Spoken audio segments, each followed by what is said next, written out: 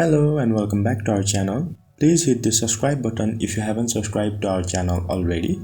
Today we'll be learning how to use Magnifier on iPhone. First of all, open the Magnifier application. There you can see several options. You can slide up to zoom and slide down to zoom out, or you can also use the zoom controller. Not only zoom in and zoom out, but you can also control brightness, contrast, and use flashlight if needed. You have all those options right here. You can also use the filter if needed.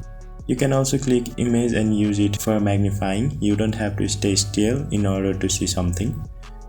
You can tap on the shutter button, that is plus button, and then zoom it in, zoom it out, apply filter, increase or decrease brightness, or control the contrast. Not only one, but you can click multiple pictures at once by turning on the multiple photo mode and use those photos for magnifying.